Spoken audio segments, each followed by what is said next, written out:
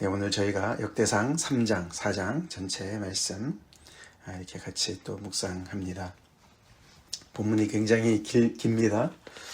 그리고 이름으로 가득 차 있어서 읽기도 발음하기도 굉장히 어려운 그런 이름들로 가득 차 있습니다. 오늘도 그 유다 지파의 이름이 족보가 계속 진행 중에 있죠. 이제 어제부터 2장부터 이제 그 야곱의 이스라엘의 12 아들들 이름이 나오기 시작했고, 이제 그 중에서도 제일 먼저 유다 지파 이야기가 이제 시작이 되었지 않습니까? 그러면서 어제는 이제 다윗까지만 이야기가 나왔었는데, 오늘 이제 3장에서는 다윗의 그 후손들을 쭉 이제 열거를 합니다. 유다 지파가 남유다 그 왕조의 그 중심을 이루고 있기 때문에, 그리고 거기에서 다윗이 그 이제 배출이 되었기 때문에 그 유다를 그렇게 유다 지파를 이제 중심으로 두고, 특별히 이제 그 다윗의 이야기를 더 이제 그 족보를 쭉 그렇게 연결을 시켜서 오늘 자세하게 설명을 하죠. 그것이 이제 3장 이야기고, 4장에서는 이제 또다시 한참 내려갔던 이야기를 다시 끄집어 올려서 다시 유다의 아들들, 그러면서 베레스 이야기가 또 나오죠. 그래서 그 유다 지파에서의 그 베레스 이야기. 베레스 이야기는 어제도 나왔었는데 오늘 또 좀 이제 나오면서 4장에서 조금 더 이제 그 보충을 하게 됩니다. 그러고 나서 이제 저 뒤에 4장 24절부터 끝절까지 두 번째 지파, 시므온 지파 이야기가 나오죠. 이렇게 해서 굵직굵직하게 우리가 이렇게 좀 나눠서 이제 생각을 하면은 좀 더 흐름을 알 수가 있겠습니다.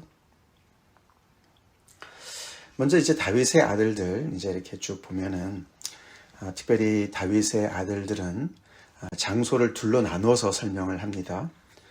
그가 예루살렘에서 이제 그렇게 왕권을 강화하던 그 바로 전에 헤브론에서도 다스리지 않았습니까? 헤브론에서 7년 반 동안 다스렸다 그랬는데, 그게 이제 초창기죠.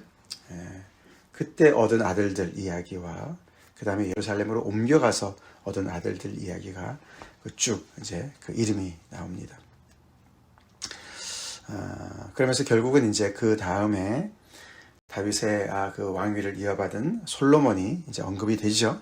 솔로몬은 예루살렘에서 밧세바의 이제 소생인데, 거기는 밧수아다 이렇게 이제 그 발음이 좀 다르게 나오고 있습니다. 자, 그렇게 이제 19명의 아들들 이름이 나와요. 굉장히 많이 있지 않습니까? 그 외에도 소실의 아들들이 있었다 이렇게 했으니까 굉장히 많은 아들들 이렇게 거느린 다윗을 얘기하면서 결국에는 이제 하고 싶은 이야기가 계속 이어져서 이제 솔로몬의 아들, 그래서 그 왕위가 개성되어져서 그 다음에 10절부터 르호보암 때 어떻게 됐습니까? 나라가 두 동강 나지 않았습니까?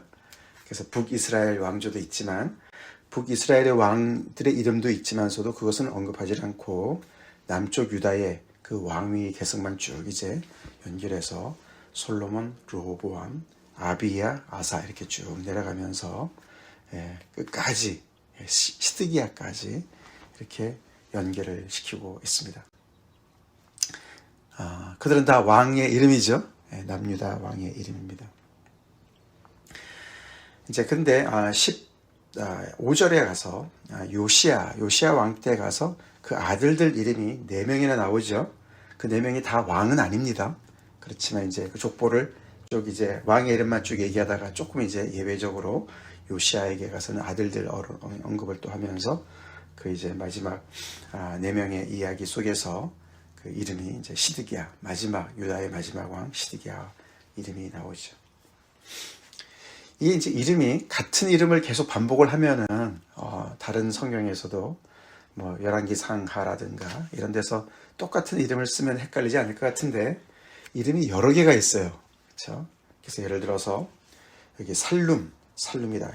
15절에 요하난, 여호야김, 시드기야, 살룸. 또 밑에 보면 이제 여고냐 이런 이야기들이 이제 나오는데 살룸은 누구죠? 그게 이제 요시야 바로 다음에 왕이 된 여호아하스예요. 여호아하스. 이게 이제 같은 사람이 이름이 두 개가 나오니까 또 이제 연결을 어떻게 시켜야 되나 헷갈리죠. 그래서 요시야 다음에 살룸이 왕위가 이제 왕위를 이어받고 그 다음에 여호야김이 왕위를 이어받지 않습니까?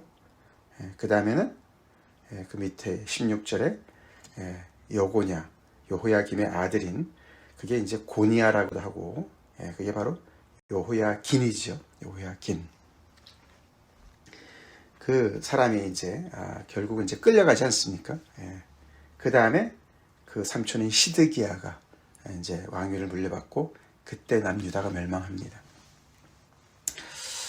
그 앞에 요하난이라는 이제 이름이 나오는데 아마 맏아들이었던 것 같은데 이상하게 맏아들이 왕위를 계승을 받지 못합니다.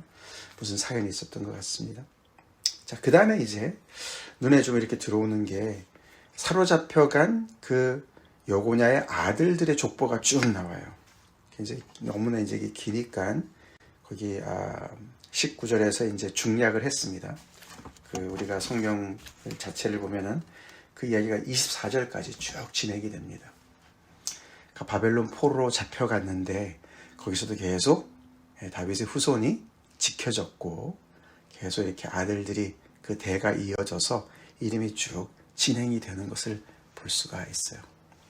다윗 왕조는 멸망했지만 그 이름이 계속 진행이 됐어요. 그 안에 우리가 좀 익숙한 이름이 나오죠. 누굽니까? 19절에 스룹바벨이라는 사람이 나오죠. 스룹바벨. 스룹바벨이 누군지 아시죠?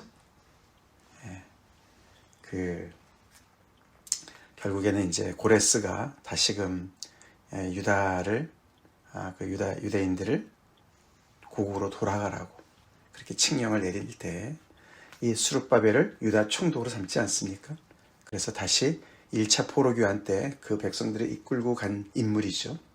그리고 거기 가서 어떻게 했습니까? 성전을 재건하는데 앞장선 그런 지도자입니다. 그러니까 스룹바벨은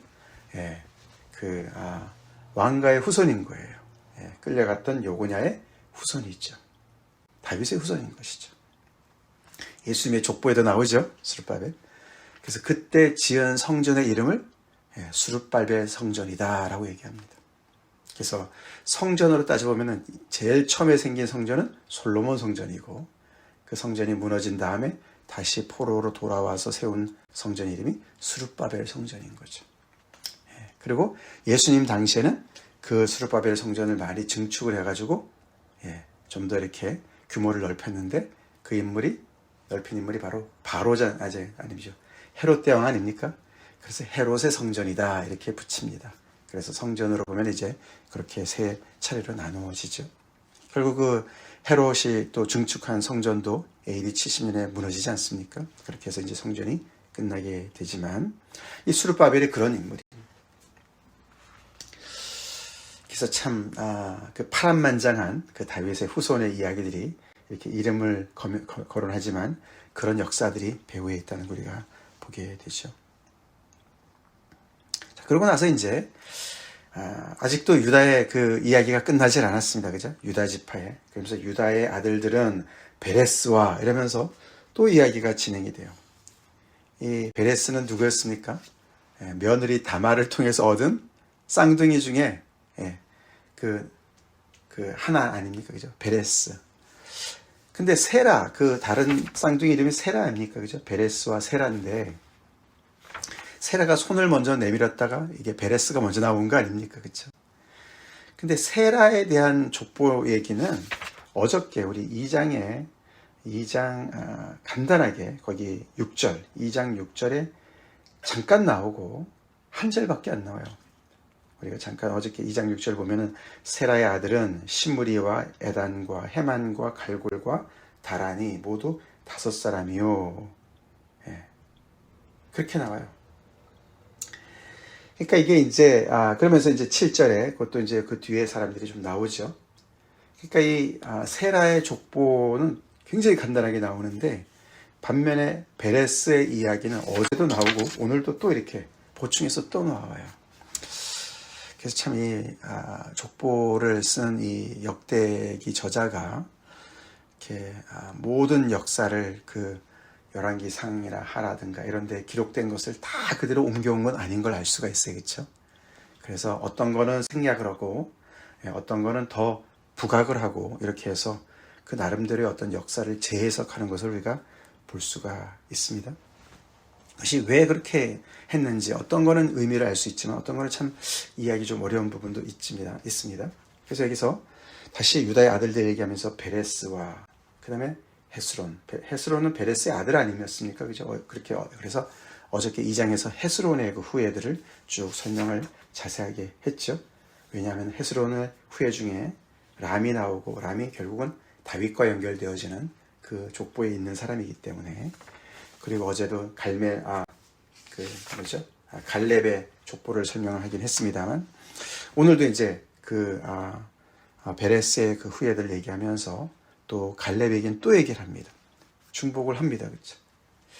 그 사이에 이제 몇 명 이렇게 눈에 들어오는 인물들이 나오는데 뭐 온니엘 예를 들어서 우리가 4장 13절에 온니엘이 누구죠? 첫 번째 사사죠. 첫 번째 사사입니다. 그래서 갈렙의 딸 악사를 아내로 삼는 그런 인물이죠. 믿음을 발휘했던 그런 사람이고 그 다음에 거기 18절에 메렛이라는 사람이 나오는데 이 사람이 어떻게 된 경우인지 모르겠지만 아내를 맞이했는데 그게 바로의 딸이었다 이런 얘기가 나와요. 어떻게 바로의 딸을 공주를 아내로 삼았는지 굉장히 좀 이해합니다. 그렇죠? 결국 그렇다는 얘기는 이제 이 피 속에 유다 지파 속에도 이렇게 애굽의 어떤 그런 피도 섞여 있는 것 같은 이제 그런 걸 우리가 볼 수가 있지 않습니까? 그러고 이제 23절에 보면은 21절에 보면은 유다의 아들 셀라의 자손은 그러면서 셀라의 자손의 이야기가 나와요. 이 유다의 아들 셀라는 누굽니까? 원래 본처를 통해서 얻은 그렇죠. 본처 수아를 통해서 얻은 아들이 3명 있었죠. 에르와 오난과 셀라. 바로 그 셀라를 얘기하는 거예요. 앞에 두 사람은 죽었습니다. 그렇죠? 하나님께서 죽이셨어요. 너무 악해서. 그 셋째 아들 셀라 이야기가 여기 잠깐 나와요. 그 족보도 여기밖에 안 나옵니다. 근데 그들은 주로 이제 세마포 짜는 자들과 토기장이가 되었다. 이제 이런 얘기가 나옵니다. 근데 제가 좀 건너뛰었지만 그 안에 굉장히 우리가 특이한 한 인물이 나오죠. 누굽니까? 야베스라는 사람이 나와요. 야베스. 여러분들 야베스의 기도라고 들어보셨나요? 얼마 한 10년도 됐을까요? 굉장히 야베스의 기도가 이렇게 많이 부각을 받지 않았습니까? 그래서 많은 사람들이 야베스의 기도, 이제 이렇게 성구도 많이 써가지고 그런 이제 굉장히 많은 사람들한테 알려진 그런 인물이죠. 사실 이 야베스라는 사람이 갑자기 등장을 합니다. 그래서 그의 얘기가 9절에 나오는데 야베스는 그 형제보다 귀중한 자라 이러면서 나오죠. 그래서 사실 이 사람이 앞에 우리가 2장 끝부분에 야베스라는 지명이 한번 나왔어요.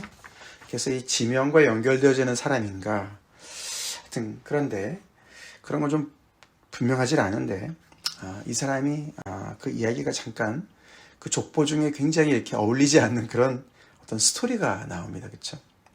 이제 거기 잠깐 우리가 보시면 4장 9절 야베스는 그 형제보다 귀중한 자라 그의 어머니가 이름하여 이르되 야베스라 하였으니 이는 내가 수고로이 낳았다 함이었더라. 그렇게 이제 소개가 나옵니다. 형제보다 귀중한 자라고 그래서 어떤 사람인가 봤는데 그 어머니가 야베스라고 이름을 줘줬는데 그 야베스라는 이름이 고통, 수고라는 뜻이에요. 그 아들을 부를 때마다 너는 고통이야. 나의 고통이야. 이러는 것 같습니다. 그죠? 나의 수고로움이야. 그래서 이는 내가 수고로이 낳았다. 아마 난산을 했는지 말이죠. 굉장히 힘들게 아들을 낳아서 그렇게 너는 정말 나의 고통이야. 이렇게 이제 이름을 지은 거예요. 이름 자체가 고통과 수고를 뜻하는 그런 이름을 가진 사람이었어요. 어떻게 이름을 그렇게 졌나 몰라요, 그렇죠? 이스라엘 사람들이 이름을 지을 때 보면은 그렇게 이제 그 어떤 뜻을 담아서 짓지 않습니까?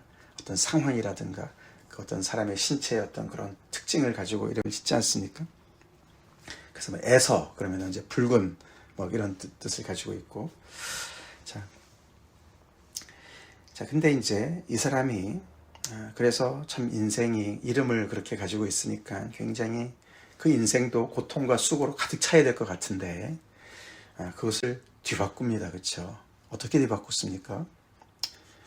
그가 기도로 뒤바꿔요.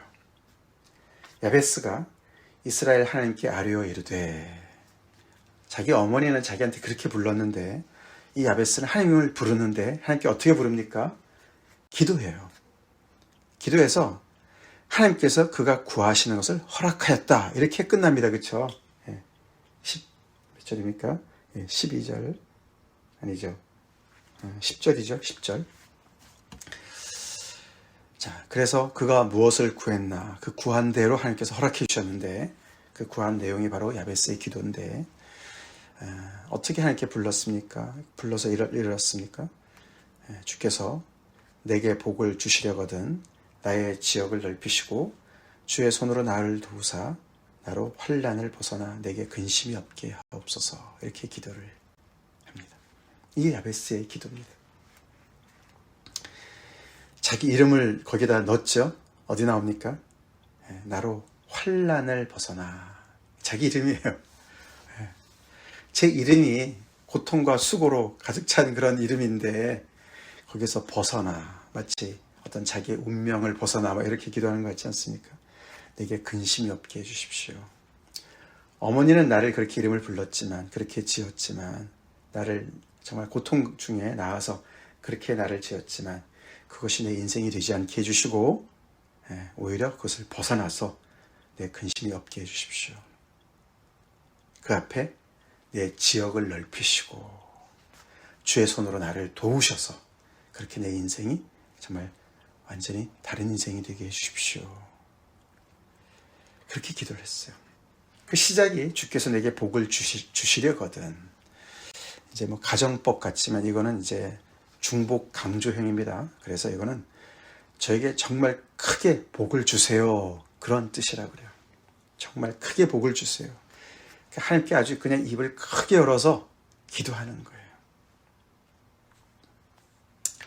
그래서 야베스의 기도가 굉장히 이렇게 어떻게 보면 굉장히 파퓰러해진 것이죠.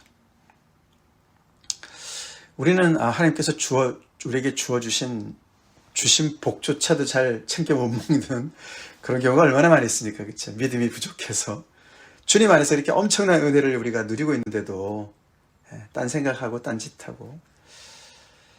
근데 이 야베스는 어머니가 지어준 그 고통이라는 이름에 갇혀있질 않았어요. 그렇죠?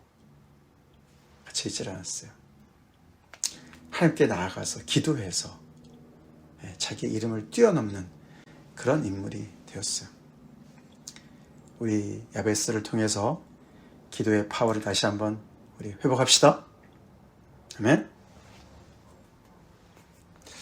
환경 탓하고 이름 탓하고 부모 탓하고 그렇죠. 우리의 조건 탓하고 우리는 거기에 갇혀있기가 얼마나 쉽습니까? 어쩌면 이 야베스라는 이 사람이 족보를 얘기하다 갑자기 이런 이야기를 하는 이유가 이 역대 상하가 어떻게 그렇게 보면 이제 뒤에 갈수록 하나님께 예배하고 찬송하고 기도하는 내용들이 많이 나오거든요. 그런 어떤 대표적인 인물로 이렇게 앞에서부터 이렇게 소개하는 것이 아닌가 우리가 그렇게 볼 수가 있습니다. 너무나 어떻게 보면 굉장히 무미건조할 수 있는 그런 그 족보 이야기, 너무나 골치 아픈 이야기 속에 이렇게 자기 이름을 가지고 하나님 앞에 나아가서 기도해서 그 기도 응답을 받은 그런 한 사람의 이야기 우리 기억합시다. 기억합시다. 나를 얽어매고 있는 꽉 그 나를 규정하고 있는 그것 우리가 팔자소관 뭐 이런 말 하잖아요. 그렇죠? 안 믿는 사람들 팔자소관 얘기하잖아요. 우리 예수 믿는 사람들 팔자 타령해서는 안 됩니다. 아멘? 예, 그렇습니다. 하나님께서 우리가 구하는 대로 우리에게 복을 주실 수 있는 분이시고, 우리의 지경을 넓혀주실 수 있는 분이시고, 우리를 도와주실 수 있는 분이신 것을 우리가 믿고 하나님 앞에 나아갑시다. 기도합시다. 우리에게 닥친 여러 가지 주어진 환경들, 나를 정말 규정하고 있는 많은 그런 주변의 많은 그런 억압들, 평가들, 세상의 평가들 하나님 앞에 가지고 나갑시다. 가지고 나가서 하나님 이것을 벗어나서 제가 근심 없게 주님의 뜻 가운데 계속 달려갈 수 있게. 그게 우리에게는 십자가죠. 팔자가 아니라 십자로 우리가 가야 돼요. 그렇죠? 주님 안에서 정말 다윗과 바울이 그랬듯이 정말 우리를 사로잡으러 오신, 복음으로 우리를 찾아오신, 우리를 사로잡은 그 주님을 사로잡기 위해서 다시금 그분 주님을 향해서 우리가 달려가는 그런 그 고백을 한 다윗의 바울의 이야기 우리가 빌립보서를 통해서 묵상했는데, 우리에게 한없이 열려있는 그 길을 향해서 우리가 기도를 통해서 달려가야 되죠. 그렇게 이제 유다지파 이야기가, 그 긴 이야기가 이제 끝나고 두 번째 시므온 지파 얘기가 나옵니다. 24절 시몬의 아들들은, 그러면서 사실 그 중간에 중약되긴 했어도 그렇게 유다지파랑 비교해서는 길지 않습니다. 왜 시몬이 두 번째일까? 일단은 시몬이 유다지파 속에 이렇게 배정받지 않았습니까? 그렇죠? 그들의 인구가, 유다지파가 12지파 중에 가장 강성한 지파였다면 시몬이 가장 약한 지파였어요. 인원도 적었습니다.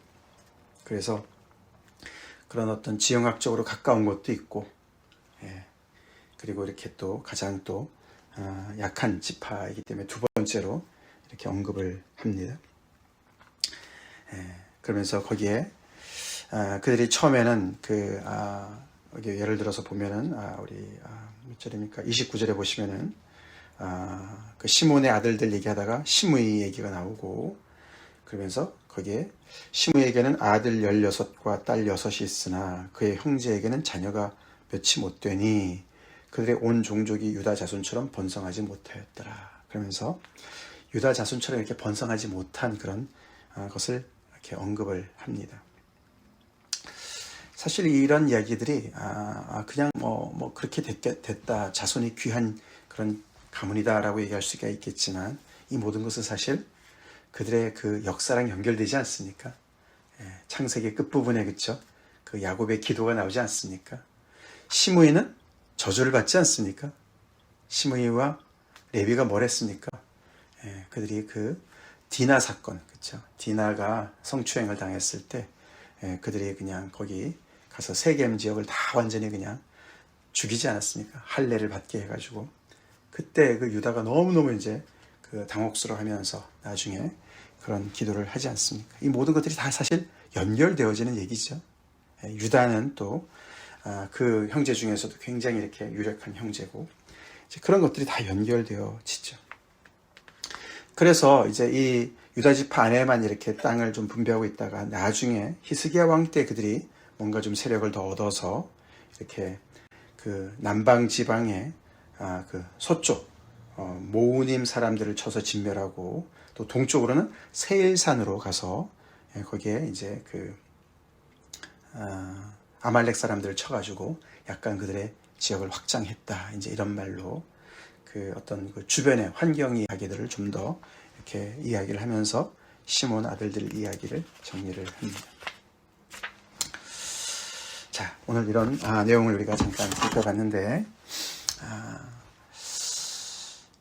이렇게 자세한 이야기도 우리가 참 볼 건 봐야 되겠지만 굵직굵직하게 우리가 보면서 이 역사를 다시 이렇게 되짚어보면서, 특별히 오늘은 그 다윗의 그 후손들, 하나님께서 다윗을 내 마음에 합한 자라고 얘기하지 않았습니까? 그렇죠? 그래서 그 하나님께서 이렇게 정말 믿음으로 서 있는 사람들에게 이렇게 복을 주시고 또 이렇게 야베스를 또 축복하시는 그 기도로 나오는 그 사람을 또 이렇게 축복하시는 이야기들, 그런 이야기를 우리가 또 보게 되고, 시몬 지파 전체를 또 보면서도 참 유다 자손과 이렇게 비교해서 얘기하는 것들도 보게 되고 이러면서 참 하나님 안에서는 또 정말 은혜도 있고 또 상도 있고, 그렇죠? 그래서 믿음으로 나아갈 때 또 주님께서 응답해 주시는 것도 있고, 그래서 우리가 열심히 정말 하나님 앞에 구하러 나가야 될 줄은 믿습니다. 너희가 얻지 못한 것은 구하지 않기 때문에 그런 것이다. 구해도 받지 못한 것은 잘못 구한 것이고, 우리가 열심히 하나님 앞에 나아가서 구해야 되겠죠. 우리 오늘 야베스의 기도를 배웁시다. 같이 기도하시겠습니다. 하나님 아버지, 오늘도 우리가 역대상 말씀 3장 4장 말씀을 또 이렇게 훑어보면서